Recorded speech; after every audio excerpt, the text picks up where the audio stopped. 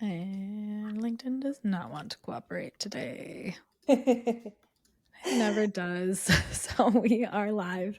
Hello and welcome to Lunchable Go-to-Market Ops. We're your hosts, Danielle Urban, and Sarah Lane-Hawn. We're serving up grab-and-go HubSpot strategy every weekday in 15 minutes or less. And in today's episode, we are going to be talking about the invisible settings. Ooh, look at that. LinkedIn actually did cooperate. It has a little bit of a delay sometimes trying to actually show you if you're online or not. So Always is. So that's fun. But we're here and we're going to be talking about invisible settings and things that you hopefully have covered when you set up your HubSpot account for the very first time. But if you haven't paid attention to it in a very long time, as most of us have, you might want to go back and check those out. So, but these are Sarah. also things like I have people all the time, right? A CMO comes into a company and HubSpot already existed before they got there. So like they don't know who it was who set it up or how it was set up to start with. And these are the first things within doing an audit that you should just poke around, take the 30 minutes, go through all of it, make sure you understand what it means and what the implications are. And it's also something that I've found a lot of people, as they're building like new sales processes, get 6 months in to an established process, and all of a sudden you've got questions around, well, this wasn't acting how I think it should. Something's wrong. And they go real deep diving into workflows and all of these other things that they think are controlling it. And it's a setting. Like it's literally a checkbox in the setting. So that's why, like, I think just knowing that these even exist, knowing that it's a place that you should immediately go, is that just one of the default settings for HubSpot, is probably a better place to start than deep diving into like workflows and all the custom things that you've built. Like, look at the box first, read the instructions, see if it's there before True. you start trying to problem solve for everything else. Yeah, and it's funny. They have some sneaky ones. And it's funny because you can go really deep into these kinds of settings. I mean, you've got your like email certifications and domain settings and those kinds of things. I think we'll kind of stay away from those today. Yeah, And that stay could more on be the its ops own side. thing for sure, because that there's a lot there. Let me actually find the demo account and I can kind of show where we are. So under literally the settings wheel is kind of what we're talking about here. And there's a lot in this, right? I mean, just scrolling down the left side menu, there is an overwhelming, I think, amount of things that can be set up here. And I think that's why a lot of people want to avoid it, especially when there's so much else that you need to be working on and you need to actively be building. But I'd argue that this is probably the place that everybody needs to start, whether they're new to an instance of HubSpot, right? Came into a new organization, or if they're setting up things for the first time or even problem solving. A couple of the places that I actually wanted to highlight were down in data management. So one of the most recent elements of this, right, of kind of having a hidden setting that they didn't know was on for one of my clients, is buried here in the Lifecycle settings under the contact setting. So you got to double click in. And what it is the sync lifecycle stages. Have you run into clients having this on too, Danielle? All the time. Okay. It's So this like is on or off. This is always a thing that needs conversation when we first get number started one thing, together. right? Yeah. Like being able to sync a contact's life cycle stage when their company's life cycle stage changes. Great. Glad to know that's possible. But when it's turned on by default and your expectation as an org is, oh, we have a lot of different potential buyers in a company, everyone should be on their own individual journey, and this is on, well, it messes all of that up, because as soon as the company is seen to MQL or SQL, everybody associated MQLs or SQLs at the same time. Messes up your reporting and your metrics. It messes up any sort of like automated nurture campaigns. Now everybody's dumped in to SQL. Your lead routing, right? Now everybody's being routed to the sales person at the same time. So there's just a lot of implication to having this turn on if it's not the scenario that you're actually trying to create. Definitely. I've seen this wreak havoc. I've also seen companies have it off and go back to turning it on because Sure. things have just gotten too far out of sync, and like the best way to pull it back. And that comes after a lot of discussion and understanding like what is happening for you. Yes. Where, like, are you going to have new leads that come in and be able to sell over and over again? Or are you renewing with the same person?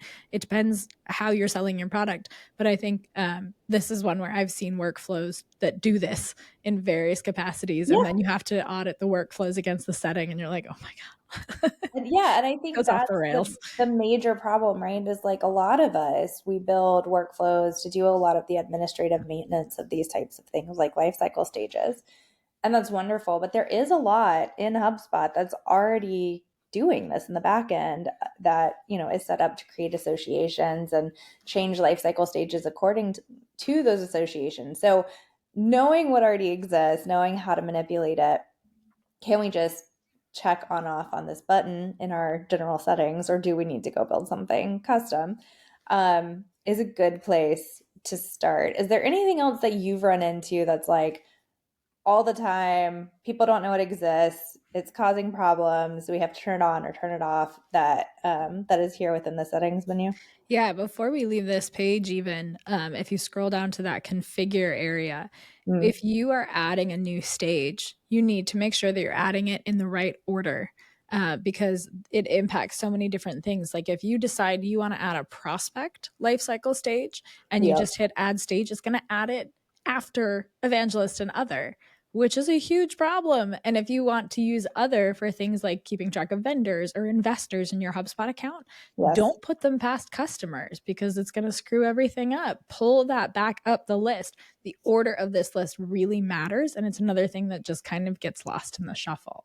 That's a great tip. The other element that I was thinking of, and this one, I don't think it necessarily gets forgotten or missed, but I think it's one of those where people just expect it to be somewhere in the sales dashboard to go in and be able to manage their pipeline, and you actually have to go deep, click into this pipeline settings under deals. And I find a lot of the time that when we're going through the actual life cycle stages, you build them once and then you kind of set them and forget it. And it's very rarely that I'll find somebody goes back through and actually edits the deal probability, edits the stage names. And that's just something that, like, every 6 months, every year, like, probably needs to just be audited and reviewed. Are we still using all these stages? Has our sales, focus kind of changed in how we go through it? And then what should the deal probability actually be? And I did this for myself recently because I use HubSpot to manage my own, like, clients, my own pipeline.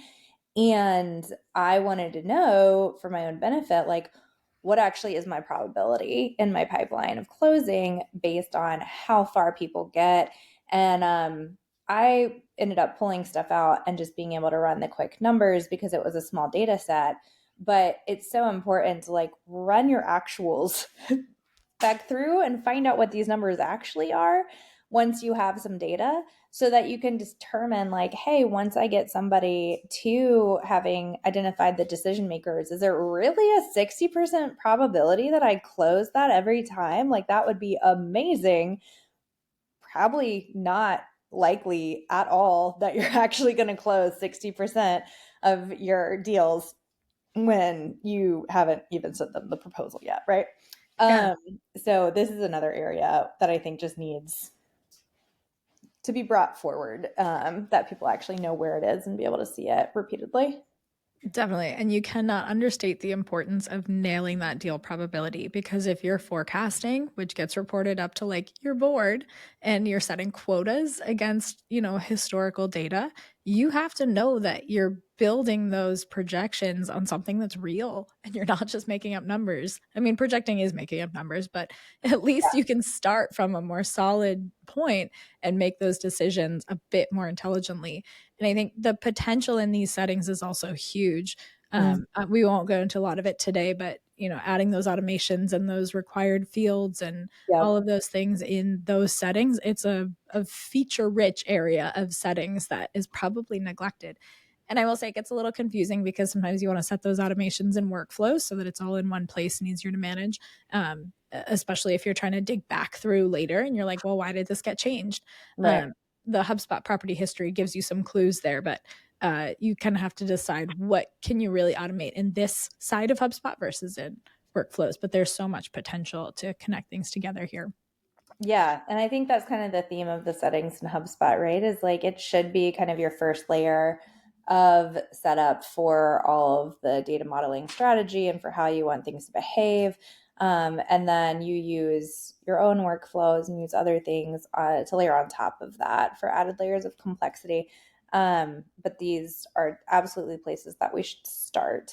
Any other kind of secret or hidden settings within like the tools that you know of? There was something in the marketing settings sometimes, and I can't remember exactly where it landed. I know subscription types are something that I feel like gets undervalued way too often and needs to be something that we probably do an entire sit down on because nobody ever reviews their subscriptions. And we should. And then forms are another thing that I think is interesting just because they do have, external forms that can be brought in and things of that nature. And a lot of those are kind of hiding under some of these marketing settings as well. But anything else from your perspective? Yeah, a couple thoughts. I know leads are still new, and I actually don't know where the settings are for what creates leads at this point. It used to be in the leads object settings, like create a lead when, but I haven't been able to find it when I've gone looking for it. But I know when you start to onboard to using leads in the prospecting workspace or the sales workspace now, prospecting has gone away. It gives you the option to like, do you want to create leads from this? And it will just dump a whole bunch of leads in that are meaningless. And so don't click that button when you're going through that onboarding. But I actually don't know where the like create lead setting is now. We'll figure that out and report back. Yeah, I'm not sure. I'm not sure either in that. But yeah, that's a good. And one more thing is I'm clicking around in settings here. Strangely enough, you're talking about marketing settings. If you want to use the HubSpot tracking URLs to maintain your campaigns and maintain that consistency in your naming conventions with UTMs, they're actually buried in settings. So you have to go into marketing and tracking URLs to get there. Yes. And yeah, getting into those are actually all the way under, which section are those under? They're under. It's not under marketing, actually. It's under tracking and analytics. Right. And then if you scroll up, tracking analytics, it's tracking code attribution and tracking URLs. And then so URLs. Yeah. And then you can create your URL. Yep. So, and that is one thing that I feel like is confusing is like a lot of stuff that we think of as being used for marketing tends to get spread out kind of throughout all of these. So sometimes it does take a little bit of poking around or a quick, search to be able to find where they are. But yeah, I think this hits on some of the key elements. If you were to summarize, Danielle, for whether it's somebody who's a RevOps manager or a CMO coming into a brand new, org and needing to understand how things are looking, like what would be your top places and settings that they should really double down and audit to make sure that they've got clarity there? I would just get familiar with the stages, the sync stages, what the stage gates are, what automations are in place. And I actually did find the lead creation thing. When you're in the lead settings, you do objects, leads, and then there's setup and pipelines. It's buried in pipelines under automate. Interesting. Yep. So create a new lead, create a lead for follow-up. That's where it is. It's a little buried. Good to know we found that for all of our sakes. So that's one thing you should probably go and find is like, how are leads getting created? It's pretty important. Absolutely.